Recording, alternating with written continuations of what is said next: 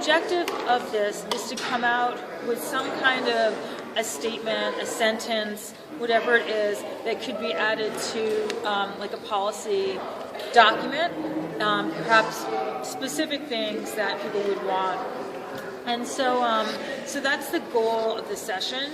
And I think we should just go around maybe first, and then perhaps Sarah, Jim, and I can talk a little bit briefly about debt and how that's operating, and we can go from there. So I'm Pam, and I'm mostly with Strike Debt. And Strike Debt emerged out of a series of assemblies that we held last spring, back when it was warm, and some of us were part of the Occupy Student Debt campaign, such as myself, and we merged kind of with people from Free University and from Occupy Theory, and our premise was that education and debt was the real axis to organize around in terms of building a political movement. And in talking, people started to relate student debt to medical debt, to housing debt, to all these different forms of debt. And we started to it started to open up this understanding for us that debt was basically everywhere in all different kinds of forms.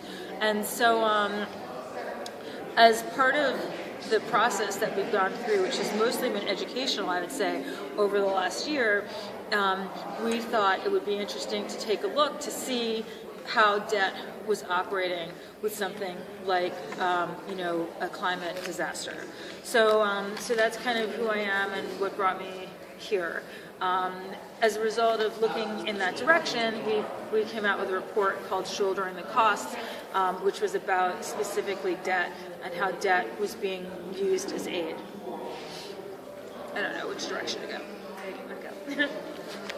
I'm Meg Becker. I'm a foreclosure prevention lawyer in Staten Island, and since the storm, we've been working with a lot of since the storm, I'm a foreclosure prevention lawyer in Staten Island, and we've been working with homeowners, low and middle income homeowners in Staten Island since the storm hit. Chris and I,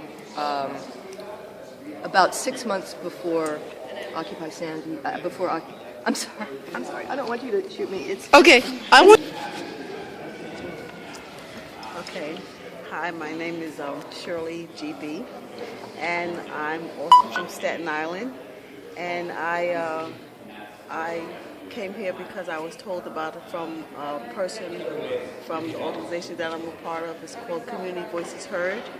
It's an organization that is member-led, and it's a multicultural organization, primarily women of color, and we come together so we can have economic and social and political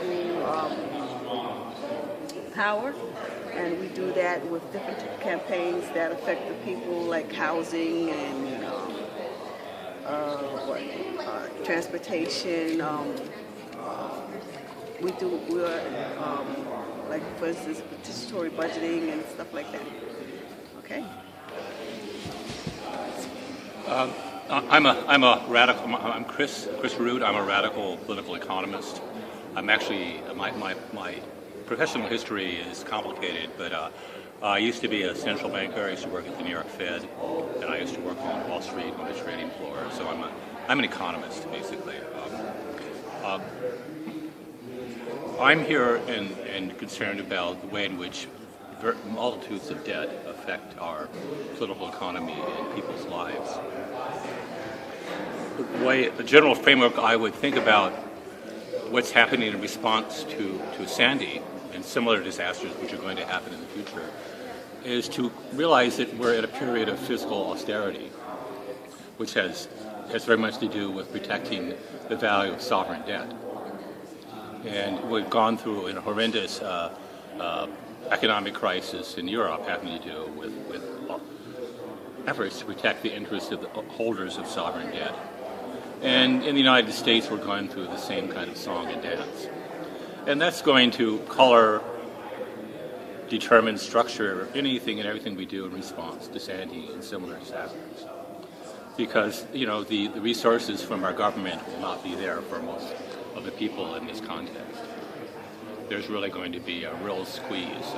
If you look at some of the projections and work which the mayor did prior to Sandy, and look at the kind of reports they did on the potential of a storm surge, they realize there's billions of dollars of expenditures which are going to come here simply to protect the basic infrastructure of New York City, like the subways and power stations and sewer systems and water supplies.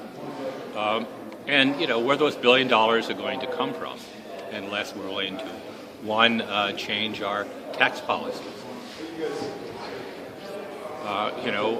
Where's it going to come from the city unless we're going to change our tax policies?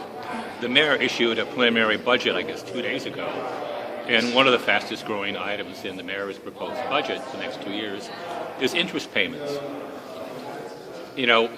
Local governments are supposed to balance their budgets, but that's for your current expenditure of your budgets. On your capital expenditures, state and local governments borrow all the time.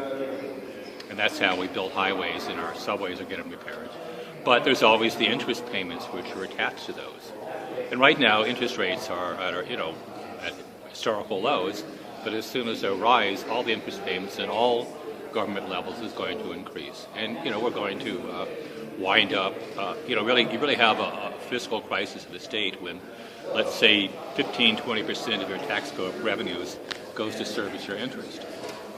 And we're actually getting situations like that. And mind you, what set off the French Revolution was exactly that situation. The French government actually paid for foreign wars. Our American war at the time ran up a huge, tremendous debt, such that half their tax revenues went to service their debt. So they were basically borrowing to service the debt, and that's Ponzi finance.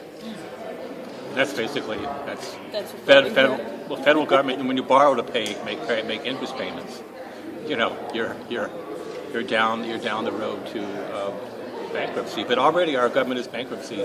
Sarah has done these surveys of people in similar occupying movements all over the world, and they're complaining that about two things: one, state and local governments don't provide any services to the people, and two, there's a real crisis of representation and accountability and democracy. That's their standard complaints. We're not getting any services, and there's nobody I can demand to get services from. Let's let Jim also just introduce himself, and then we can continue. Would you like to? Okay, great. I'm Jim, and I'm not from Staten Island. I'm with Strike Debt, and I'm working on the issues of debt. We're working on the second edition of the DROM, and we're talking about alternatives and a way to approach this. I also know Chris and Sarah from Making Worlds, the Forum on the Commons, and I was also at an IRPI conference I was on the banking panel. Chris is very indulgent, because I'm not an economist. But the idea of not only what debt means to us, but how this restructuring is going to happen. It's frightening, but it's an incredible opportunity if we can somehow organize, if we can somehow get the people who have survived Sandy to somehow come together. We can't, as Sarah said, we can't expect radical positions, maybe. But maybe we can move the conversation forward to a more progressive type of rebuilding. And Chris is talking about, there are a lot of watchdogs that have already formed around this. Good Jobs, they're going to be speaking later today. And the Interfaith Recovery Council, Disaster Council, is interested in working with Occupy to try to help put political pressure on the local politicians. I'm very interested in trying to work with people on strategic things, economic infrastructure, environmental infrastructure, the kind of things that Chris talks about and Sarah talked about, and also Pam. How can we exert some kind of pressure to bring the kind of rebuilding, the people's recovery that we want? We don't know. Well, that's a perfect sort of segue, I think, into more of like a framing for this conversation, I've just been handed a piece of paper. Can I introduce myself too? Oh, excellent. So obviously that's really important work, and it's a concern that we've had. So I was just handed like this piece of paper, and that has a coffee ring on it, interestingly.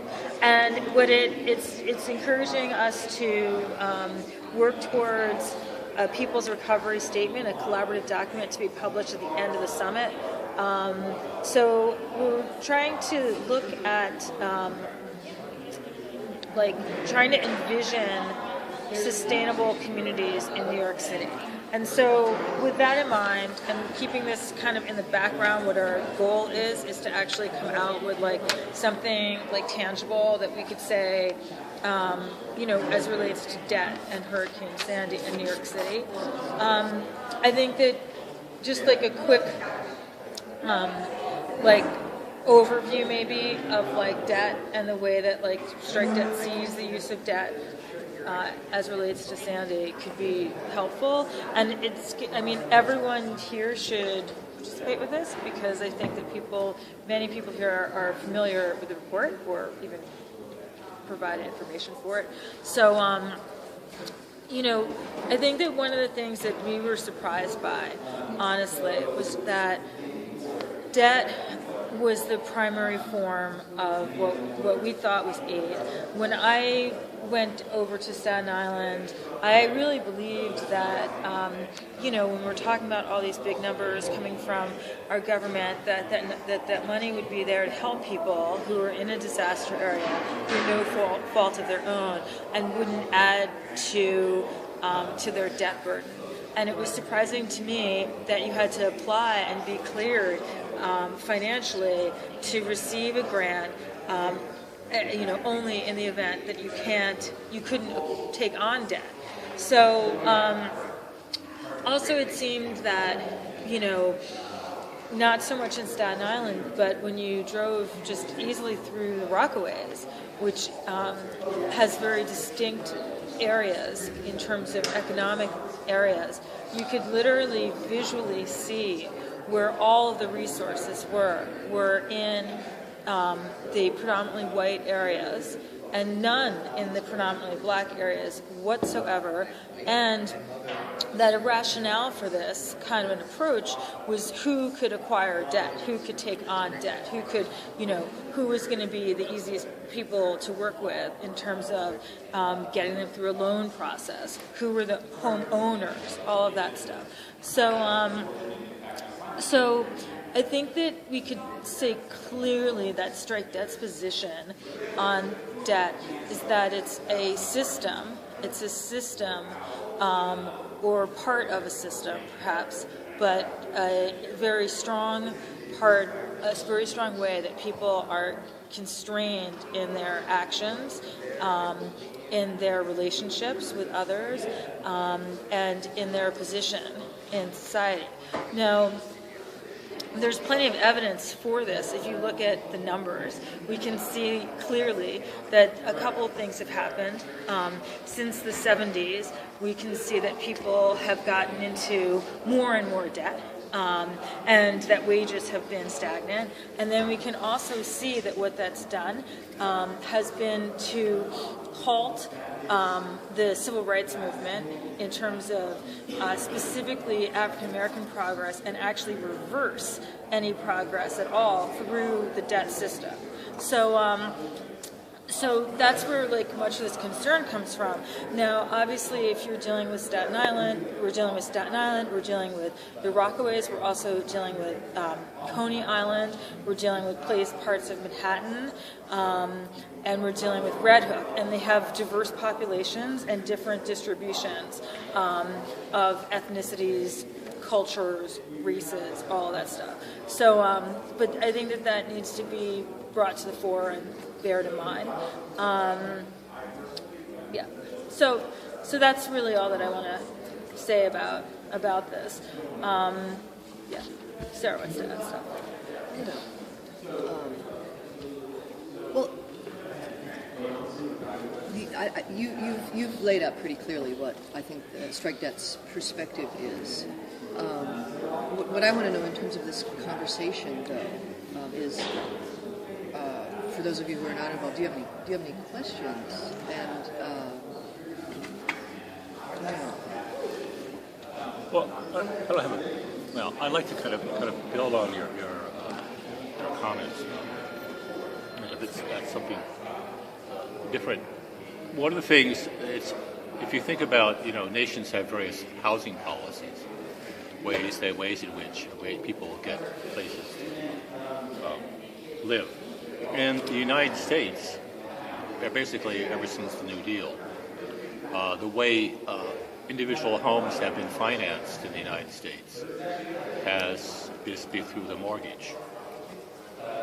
And these was basically state policies over time which made the mortgage the way in which we did our individual home construction. And and over the history of time, it's been very, very good, but one could say it's collapsed. And I suspect an awful lot of bankers actually would like to get rid of their retail business. They want to go wholesale because that's where the money is to be made in trading, not to serve as individuals. So I think this historical project of building individual home construction through mortgages, I hazard a guess, maybe over something to ponder.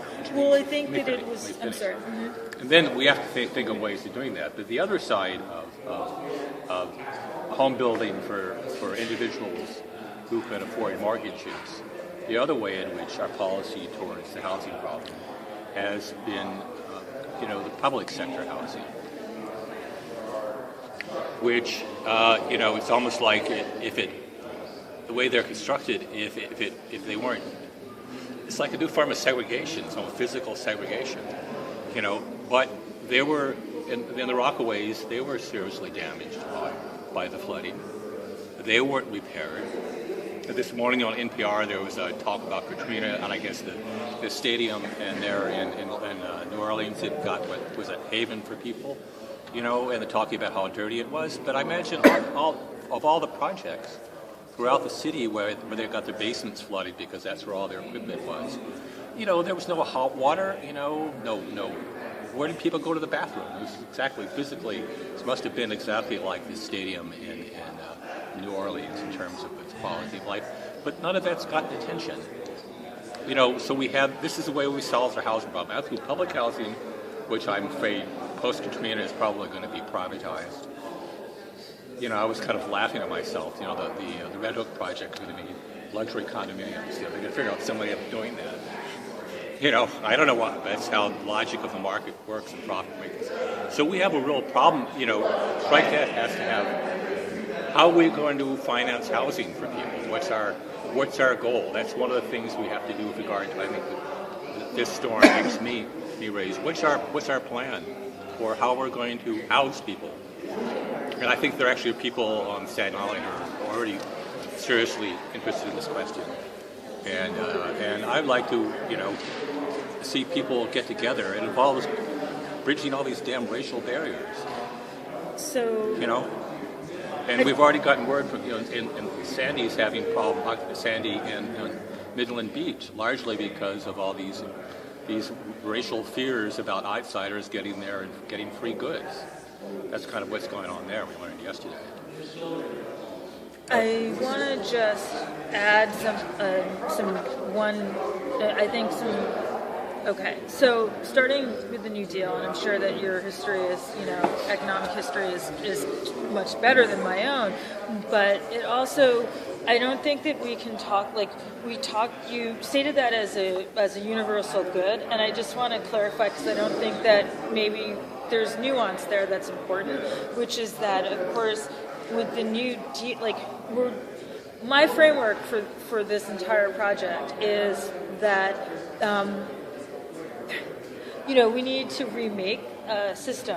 But I think that without understanding where that system was broken, it's really difficult to remake it. And sometimes when we talk about it, I think that we forget certain basic things that we need to start to really raise because, your last statement about bridging the racial gap, I think is really important. But as long as we talk about the New Deal as if everyone took part in that, because the point is that people ended up in public housing because they had no access to credit at that time, right? And then what actually happened was that we have a point really in the mid-90s where we looked to Clinton, the first black president, who, right? I mean, that's how we talked about him, right? Who actually, opened up subprime, right, lending at the exact point when housing, I'm really interested in housing, so when housing flattened in terms of its ability to expand, because prior to the Great Depression, prior to the Housing Act, where we ended up with mortgages, we only had like 40% of Americans with mortgages. Many of those were like farms, these were businesses, and there were huge problems with foreclosures because of how that was structured, but it was only about a 5-year kind of a loan. You had to put like 50% down. It was a totally different understanding of debt and what debt is.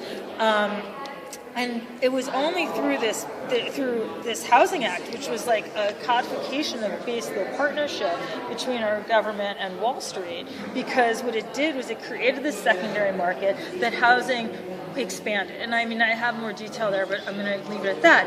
That's how we went to having a 65%, ownership society, but it wasn't until people were protesting and saying we want to have access to this, we want to weigh in, that then they said, okay, well, you know what, we're going to let you in and we're going to give you subprime mortgages. And that was actually the testing ground in many ways for what expanded into what we had today with the housing collapse, you know what I'm saying? So I don't think that these things are like here we have the ghetto and here we have, the loss of wealth, because what actually happened through this process was that in spite of all of the enormous cultural gains that we cannot, the black president, all this stuff, we actually camouflaged by politely not talking about race and everyone's all equal and all of this, what we did was we camouflaged a system that actually is totally and completely racialized and operates for the purpose of still a racialized class system in the United States. So, the housing issue is something that is really, really important. And debt generally, we have, who has access to this debt and what does that debt do and all of that stuff. So I don't know, I feel like I'm talking way too much because what you said was so evocative. What you said is really good. I like to say something like that. I know both of you, and I think you're both absolutely right. But this was a political. The building of the housing bubble was, there was pressure from beneath. The Democratic Party went out and they tried to expand on Fannie Mae and on these other programs to build the housing market, because that's our housing market for home ownership is totally socialist. It was built by the American government. We gave the loans for it. There was this whole, the tax deductions, and and most wealth in America up until 2000 came from a person's home. So it's like this middle class was allowed. Whites were allowed in, blacks a little bit, and then they tried to open it up under Clinton. And I think that the Clinton also stopped the gap in income from going up. He was very bad on many, many things, with all the deregulation. No question about it. I want to get back to the President Obama's proclamation, or actually presidential order, that he gave, and I had a conversation with Chris about what that meant, and it is legally binding. He gave the example of, never mind. But this presidential order talks about rebuilding in a way that addresses economic conditions and the region's aging infrastructure. And he goes, this was like a month or two ago, and I could give you a link to it. But he goes on to talk about building the infrastructure, the aging infrastructure. He goes, and he says, including public housing, number one. Now, what does this mean? I mean, it's a presidential order. They'll enforce it however they want, but awareness of public housing is there.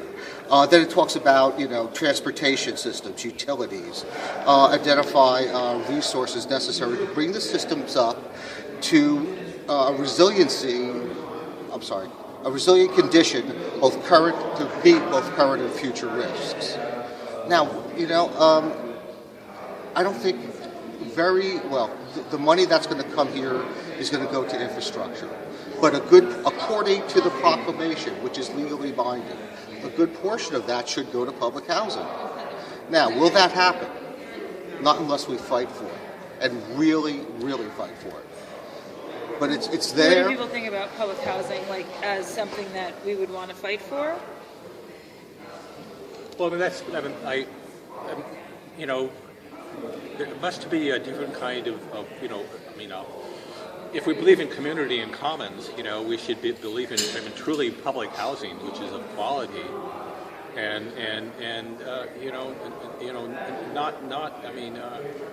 there must be other countries that do public housing well. There's got to be. What are the Europeans doing now? Some of it's got to be bad, but it's because we live in a private enterprise system. But I'm trying to think of ways to get beyond private enterprise and the whole need for debt. And the only way I can say, think, either we're going to build it ourselves and do all self-help, or we're going to have some kind of public housing, and that ought to be quality and not just a high-rise ghetto. Well, this is where I'd like to raise something, whether there's a kind of opportunity, an economic opportunity of a large sort. You mentioned before, Chris, your thought that finance, if it meets enough resistance and problems and external costs, might become disinterested in things other than wholesale finance. So if, just speculatively, if we make it both difficult enough through various direct actions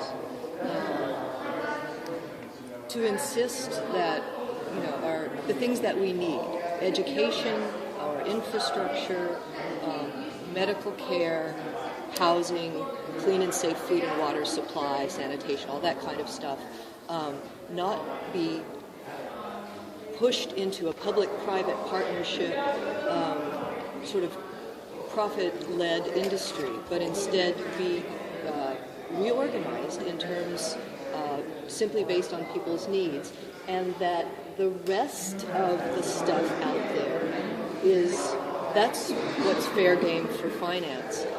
There are a lot of indications, I think, that finance is thinking that way too. And it could be an opportunity to really develop another vision of community banking and community organizing. There was a time in the United States where there were cooperative banks, a lot more community banks.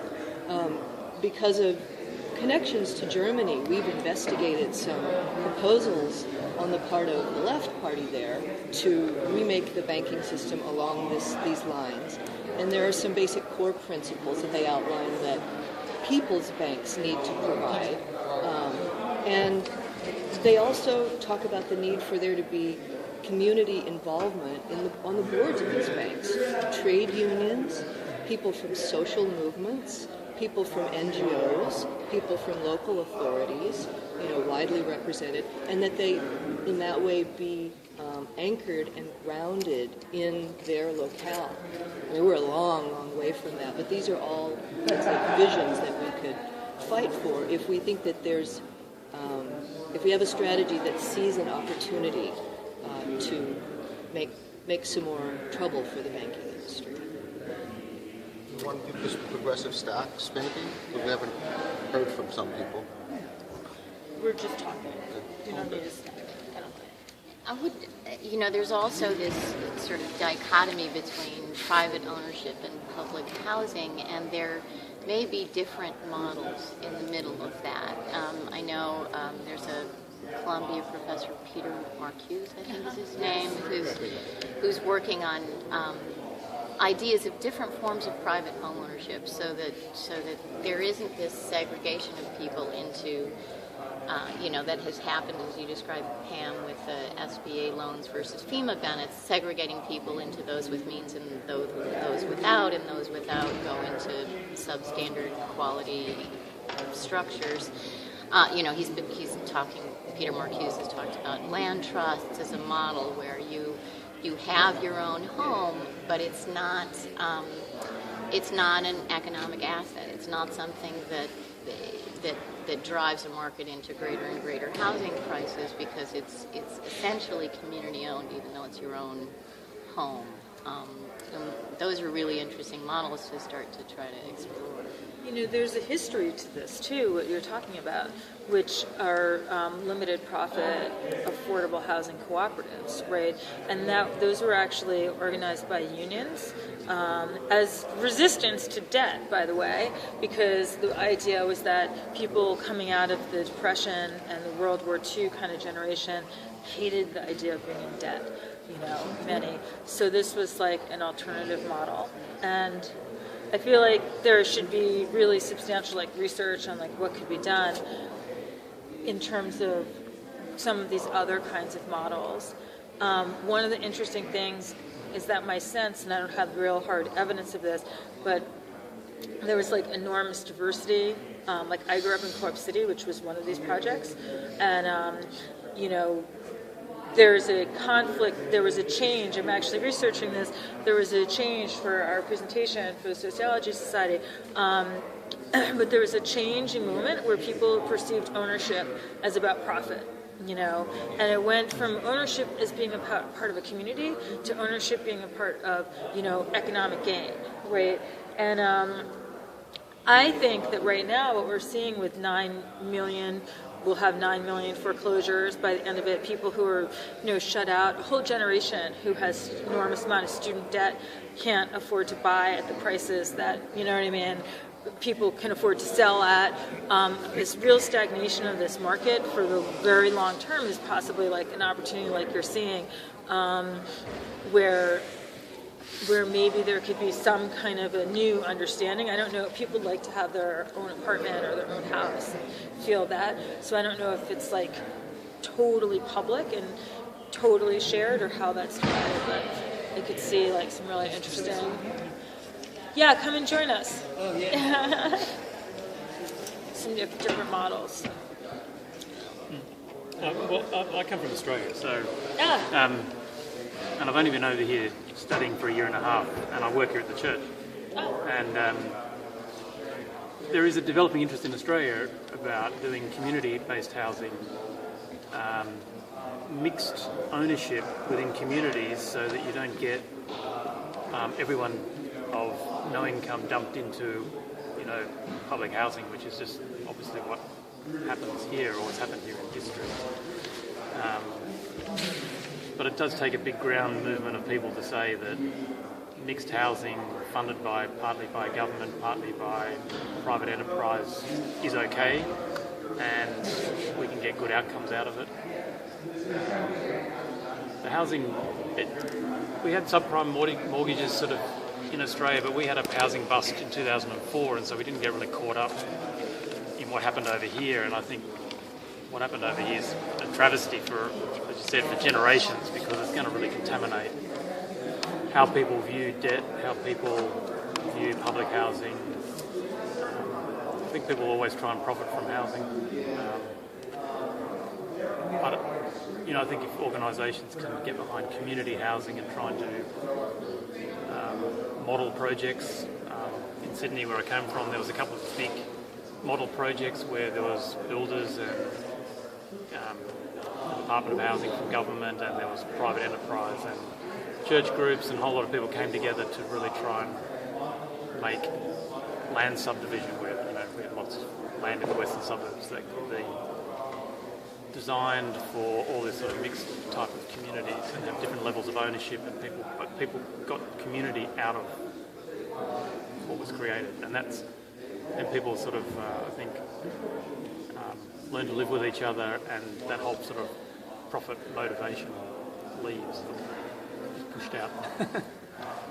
It's possible, but there's a big mindset, I think. In America, whenever you mix, historically what's happened, we had on the Lower East Side, we had all these union-made housing, and basically what they did about 10 years ago, they privatized it, people sold out, and now it's market.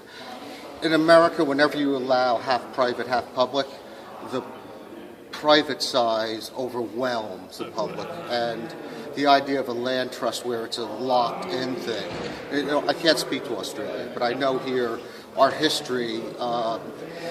We had savings and loan system, and the same thing happened. They deregulated, and boom, it's gone. 10 years, the whole system is destroyed. So in America, I mean, we're the home of capitalism. We are. England is actually. It's all part of the empire, but Scotland.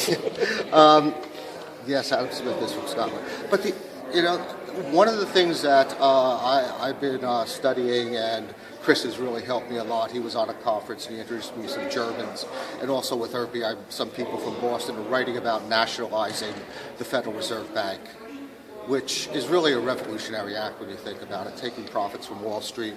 It would be the most profound thing we could do that's nonviolent, I think, in my humble opinion. But the idea, and even Dennis Kucinich, right before he left, he took the ideas that Ron Paul had for national. He wanted to do away with the bank. But Kucinich's bill talked about nationalizing the bank, taking the Federal Reserve, putting it into the Treasury, and using the money that, instead of Wall Street's profits, to build local infrastructure, which would include housing and roads, and all of that, and then also schools and healthcare. The idea it's for us to do it ourselves, for everybody here, everybody was on Staten Island to try to build our own system is great. It's wonderful. We could do really very interesting things, but we can't change the system. The idea of taking money from Wall Street, taking money from these shopping malls, think about all the government subsidies that go to a shopping mall. Think about the government subsidies for gasoline and the oil industry that's having record profits. I mean, we need that money. We need that money for us to establish, we could have urban farming. If you build a 20-story building, you have 5 stories for hydroponics. I mean, all this stuff is very possible. This building is difficult. Most buildings, any new building that we make from now on could produce energy, not use energy, produce it. What would that do to the oil industry? We really have to think of these things. And yes, we have to have mutual aid. We should all work together. We should all help each other as much as we can. But we have to go take what's ours. That is our commonwealth. And right now it's all going to the 1%, to Wall Street, however we want to frame it. And if we don't the recovery from Sandy has to be political, and that's Occupy Faith. The disaster, the person in charge of Occupy Faith, the Interfaith Council for Disaster Recovery said it's a political move. And he's not a political person per se, but he says for us to get what we want, that's not all based on profit, we have to organize and act politically. So I'm actually curious about something. I don't know if you can answer this, but in terms of foreclosures right now, I'm assuming, I'm guessing, not even assuming, I'm wondering, if people are not able to acquire the funds one way or the other that they need to do some kind of rebuilding of their homes, and in a lot of the homes, you guys all know, became really infested with mold, things like this, right? They make the homes physically unlivable. I'm assuming that people are having to take foreclosures ultimately. Is that right? So do you have any sense of in Staten Island, how massive this is in Midland Beach and where I met you? And the areas that were flooded already had a pretty high level of mortgage delinquencies. We had a lot of former clients who were foreclosure clients who then returned after Sandy. There's maps actually that show mortgage delinquencies in 2011 overlaid with the storm surge in Staten Island. So, Where did you get all of that? I'd like to see that. I'm sorry? I'd like to see that. It's the Center for New York City Neighborhoods put it together. So CNY Staten Island was so much primarily homeowners compared to other boroughs. I think the data is more striking, I think, in Staten Island than elsewhere. So yeah, those are going to lead to foreclosure. So we've got, Already you're saying that the area that was flooded was one of the highest areas for foreclosures. not No, necessarily okay. one of the highest, but it was hard hit. The Federal Reserve in New York has a map which shows foreclosures by zip codes. Yeah. So it was one of the heavy concentrations, but there were heavy concentrations all over Staten Island, and also it evolved from 2006 when I started doing the work until today. It's been a shifting map of where it's hitting. Initially provoked by reverse redlining. Initially it was primarily in the African American and Latino communities, and then with the recession it spread much more broadly across the island. But yeah, so you're looking at people with high mortgages, very little equity. Even if they get a full flood insurance payout, which I've yet to see anyone receive, it's not going to be enough to satisfy the mortgage. So they're looking at carrying debt forward and not necessarily being able to rebuild. And the solution, the individual person's only solution in those circumstances is default and foreclosure. There's talk of a buyout program, and that would be good. The concern about a buyout program is that the people who will have no choice but to take the buyout are low and middle income people. And so it'll have the effect of sort of sweeping the low and middle income people out of what used to be a very mixed income region along that southern shore. Yeah, foreclosures are a likely result of some of this. Do you know when they do these buyouts, I have heard that, they're really capped at such low amounts, and I'm assuming that money actually goes to the bank, Yep. right? Yeah. It doesn't go, so the bank is, right? Yep, it goes to the bank. Right. What I've heard people talking about so far is politicians that the best they can hope for, and these are sympathetic people, the best they can hope for is 75% of pre-storm value is a buyout amount for people who are leveraged. That's the best the bank can hope for. Yeah, the best the bank can hope for, and then we'll just walk away with nothing. Yeah. So it's another bailout of the banks. It's a bailout of the banks. Of the banks. Again, that's every time you read about something being to help, homeowners, when you read the fine print, the money goes to the banks. Not every time. Yeah, and there is some nuance there, though, right? There are people who don't have enormous mortgages. There were a lot of people in Staten Island who didn't have mortgages because the family has owned the home for years and years, and they will see some profit from a buyout. That would be money for them to start over someplace else, but there's a huge All the new people buyout. that came in and bought in the last 10, 15 years, they're losing. Or people who took out Second mortgage. mortgage, or refinance mortgages during the subprime lending Which craze. they were very much encouraged to do. Yeah. 65% of this country's mortgages were originated during that period of time. 65%. So you can guess, So what I'm thinking has emerged. Do you want to? No. Okay. So what I'm feeling like has emerged as like the focus has clearly just from the start. I mean, what we mostly want to talk about is like housing and where people are living and how they're living and what all of that means. First, I actually want to circulate a piece of paper for everyone to write their name and email address on, because I think that obviously there might be information that you want to share with each other at the very least. Now, in terms of like coming out of this conversation, like with something to offer, some of the things that I've been hearing people say is that there's, you know, I'm interpreting, but there's broadly a need for a different formulation of what housing is that this storm has, you know, exposed, let's say.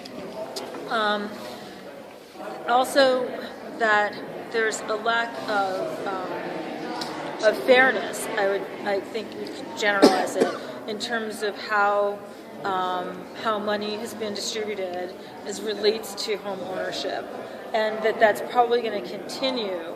Is kind of how I'm reading what you're saying, because of the ways that people, the amount of debt they were carrying at the time of this disaster.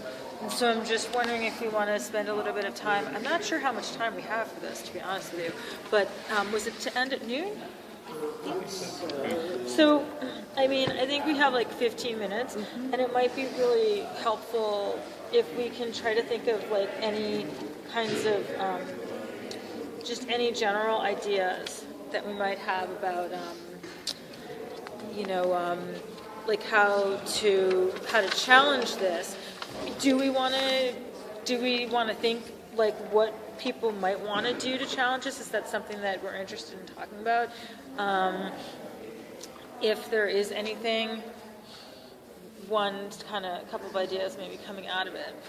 So I mean, I think that there's different choices. Like Sarah was bringing up direct action, and Chris was actually bringing up new, and also Jim, new formulas, new formulations. So I don't know if people have thoughts and ideas as to what to do about the current situation in terms of the way that the banks are being, in a sense, bailed out mostly, maybe, we could say. If that's a place for action. It seems to me that I would like to see a two-pronged kind of strategy, both encompassing direct action to keep the pressure on. I mean, one of the things that really drew me into this movement is I was so angry at the way the banks were bailed out and the injustice of the recovery. So that hasn't left me, and I want to continue to put pressure on both the banks and the government. But at the same time, I think it's really important that we begin to carefully formulate new visions. You know, you mentioned Peter Marcuse as well, and that's a good thought, because there are people who are already conceptualizing what the right to the city means, and drawing, as he would do, from his experiences in Eastern Germany before the wall came down, just in different ways to organize housing. I think both need to be done. I don't know if we can brainstorm a little about both in the next few minutes.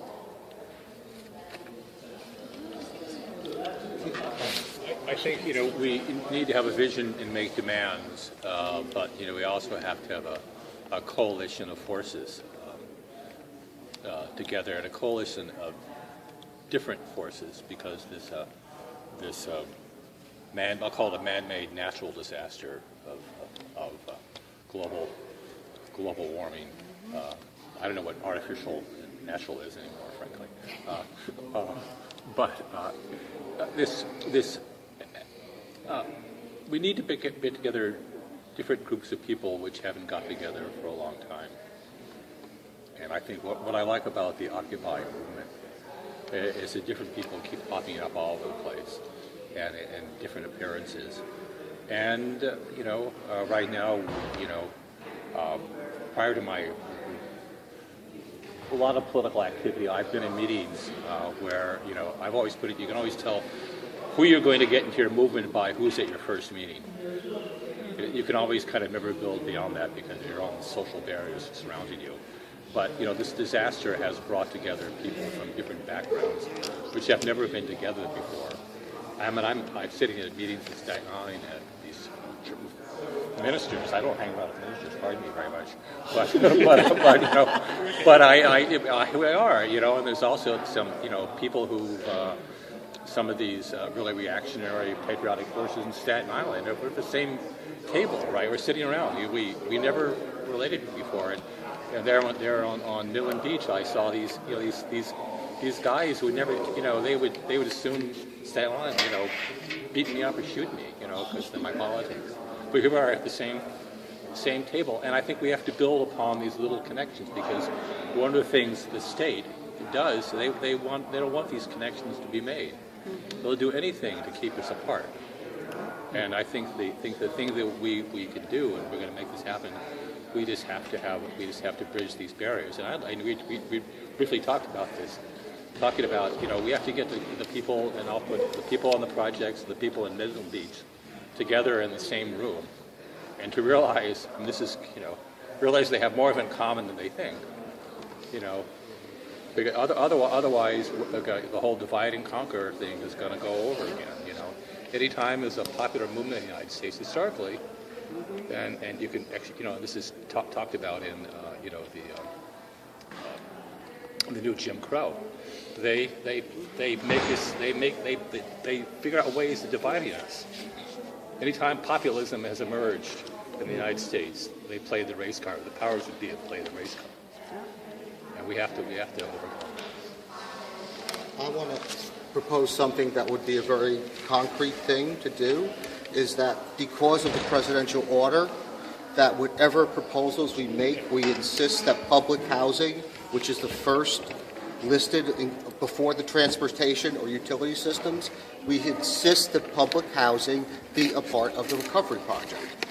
Now, we don't know what that'll mean. It'll be very vague on some levels, but I think it could be a very strong organizational point. A little footnote of this. I heard on BAI or WNYC last week when there was these local testimonies from the city council, and there was a man from Con Ed, and I had to listen carefully what he was going to say about how they're going to deal with certain things in the Rockways, the projects, I think there was a community college out there. His word was he used it, how are we going to deal with it? And he said, we're going to isolate it.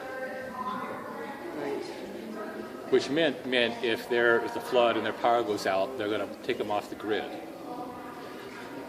so they don't pull down the circuits. Selective isolation. Yes. So I thought that's really fucked up. Pardon me, but that's the kind of thing we don't want. We have to make sure that when there is a budget for reconstructing public housing, but we have to make sure that that's not what they don't do. And I expect because of the cost involved, they just assume isolate, set up some tripwire in these projects so when they get flooded, they just go off grid and don't pull the circuit down. But that's, I think, their attitude, which they have towards what's even not much different than the attitude towards the people in Midland Beach. But the people in Midland Beach don't realize that. I mean, what's been really strong has been this whole culture of poverty kind of argument.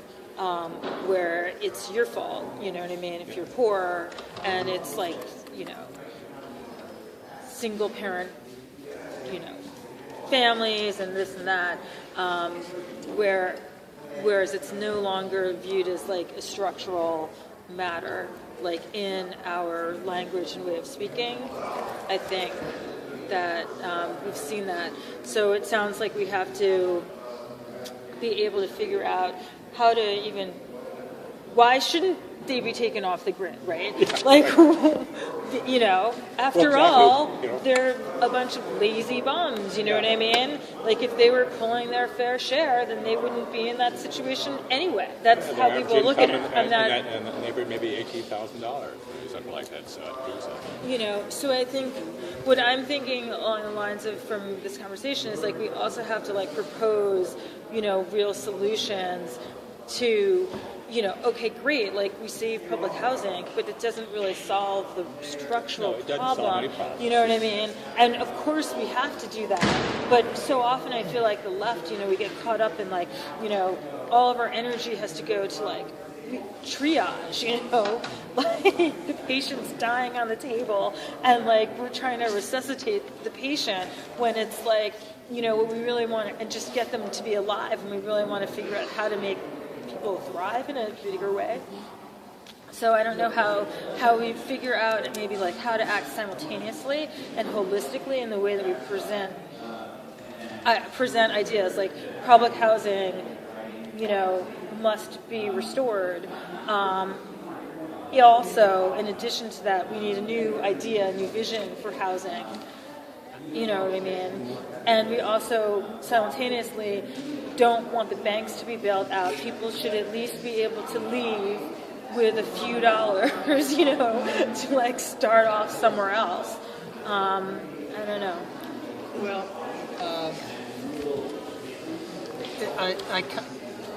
I'm looking for a project to participate in. I don't know what that project would best be. Given that this is an amorphous organization, you have a bunch of volunteers, so there is limited ability, but there's a tremendous energy that we've seen this movement generate over the last year and a half. So it's there. Okay.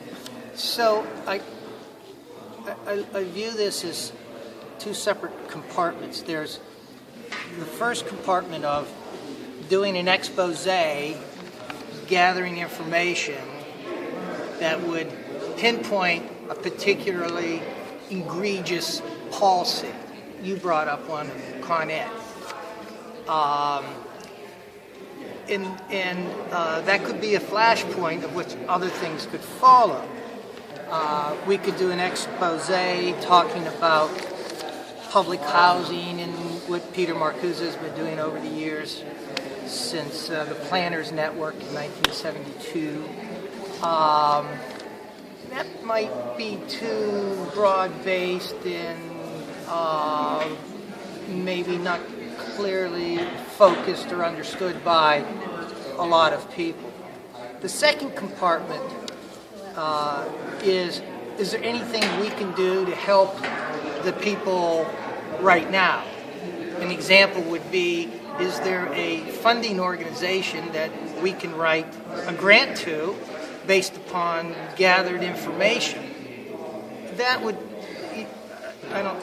that's an idea. It presents a whole bunch of problems about, well, will they give it to an organization? It's not a 301c. How do they know the money's going to be blah blah blah? But so we can help by either exposing an egregious policy.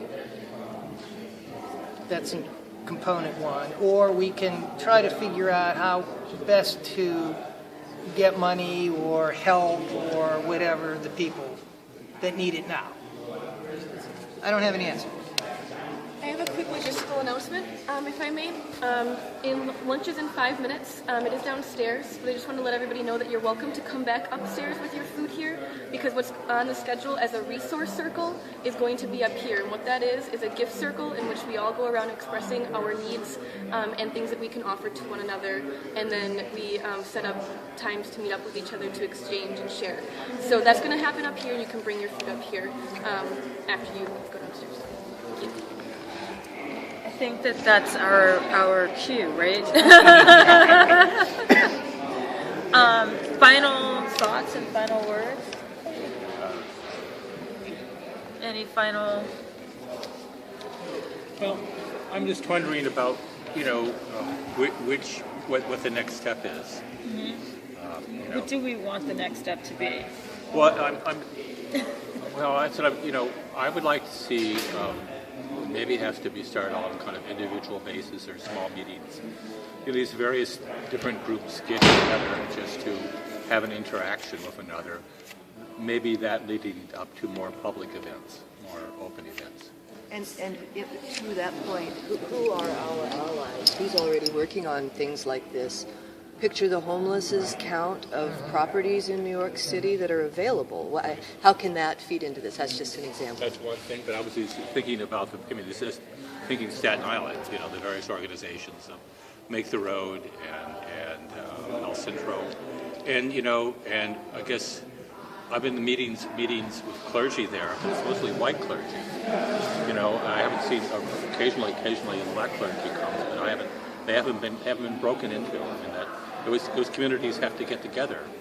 I already know. I've already learned actually from this is the first time the white clergy in Staten Island has gotten together, because things so disastrous, because they've had long political fights amongst themselves, and I found that kind of eye-opening too. So just to recap some of the ideas that I've been jotting down, a couple people have been talking about different prongs to strategies. So direct action has been mentioned, carefully formulating new visions. Peter Marcuse has been mentioned several times by several people. That we need vision, demands, but also a coalition of forces.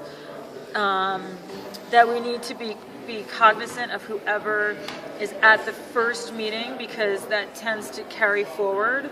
And that it's important to bridge barriers. Particularly, we're talking about racial divides that tend to break down social movements pretty consistently. We were talking about public housing having to be a part of the recovery project, and I was also saying that we need to envision, that as part, but maybe not a holistic approach. We were talking about targeting perhaps a particularly egregious policy like the Con Ed policy, and then perhaps thinking of ways that we can help people now, and perhaps even choosing, as I understood what you were saying, between these two things, helping people now and possibly. Just a correction. I don't think we should choose. It could be and. Yeah, but right. we have to be real. We have to be realistic as to what the resources are. Okay. It sounded, Richard, like you were also making a suggestion that this formulation of volunteer was maybe inadequate. No. Okay. No. Okay. Okay, and then next steps. We were talking about. We've had a previous conversation that many of us are coming out of through Occupy University, and we did People's Reconstruction series, and we did 3 sessions. And out of that, some additional ideas came out, but certainly one was to bring people together from all of the affected communities in a space that's perhaps an educational space where people, and a social space where people can talk, and a political space, most importantly. And then other next steps were identifying allies, potential allies in different communities, I guess, right? I don't know. I think that in terms of one next step, anyone who wants to be on the email list, please add your names. If you guys want to be on the email list, you're welcome to be. If I could just link the two issues of helping people now and identifying allies. A key component of that, there are a lot of these grassroots organizations rising up in Staten Island. And a key component, I think, is trying to translate the overall goal of, not bailing out the banks again, and restructuring how lending works in terms of homeownership, translate those into some kind of immediate practical use for the grassroots organization, because that's where the strength of this organization comes from, is places like Midland Beach Alliance and the other movements that are rising up. Can strike debt buy out mortgages? Can strike debt Do another buy out auction. mortgages? Well, so there's a group up in Boston called No One Leaves, right, that's working on that as an outgrowth of the foreclosure crisis. They took a hard line, no one leaves, and part of what makes that work is they're allowing homeowners to buy back their own home at the foreclosure price rather than the inflated. There's a group loan in New value. Jersey doing this also as Yeah. well. So that's interesting. Right. I mean, it's complicated. We've been trying to figure out a way to replicate that model in New York, and it's very, very hard here because of the high cost of housing and the scarcity of housing. So it's a really hard thing to do, but it's on the level of home ownership. I think when you're talking about other kinds of smaller debts, it's a lot more feasible. But Like what kinds of smaller mortgage debts? Medical debt, student Right. loan debt, those kinds of things that aren't in the hundreds of thousands of dollars. It's a lot harder. We are buying back debt, bad debt. We're not getting into foreclosures at the moment. Yeah, I mean, it's a great question. We have part of Strike Debt has been like this rolling jubilee project, and the idea behind it has been to buy defaulted debt, and expose the secondary market mostly. In terms of mortgages, it's we've talked about the potential of being able to do it once. I mean, we only have we have just like $500,000 that we've raised. So unfortunate as it is, that sounds like a lot, but it's really very little when it comes down to this. So we're trying to figure out, I mean, this is a political project. This is obviously also about mutual aid. It's not really meant to be about charity in the sense of like that kind of dynamic per se. But yeah, so I think that one thing that we could do, since obviously this is ending, I feel like it's like amazing because every time we have these conversations, it feels like there needs to be more. Like it doesn't feel like this is the right conclusion. So I don't know, maybe one thing to think about is whether or not the people here are interested in a project where we could try to think through some of these things more specifically. And what something like that could look like, where that, under what that's housed. So maybe the starting point is, I'll send out, I've lost the email list somehow. I'll send out an email to everyone with the notes that I'm going to provide to them for their report. And maybe, for example, I know some interesting things to share, like some of those housing overlay maps, I think. Maybe we can share some links together and see where that goes. If you don't mind too, I'll also contact Peter Marcuse because we brought him to this Earthy conference last summer. He's very interested, I think, in getting involved in Occupy-oriented or generated kinds of initiatives. So, perhaps a strategy session with him is possible too. Yeah, I feel like there's a lot on the housing side right now. I think that we're at for building a political movement, for real change to happen. I think that that's probably the main area. There's education, I think, as well, but I think housing, because it's forced. People have got to change their ideas about housing. And banks. That's too good. So, all right. So, I guess thank you. Does anyone have any final thoughts? Thank I was you. going to say, has everyone seen the movie It's a Wonderful Life? If you think about it, it's a movie glorifying a certain kind of banker. Sure.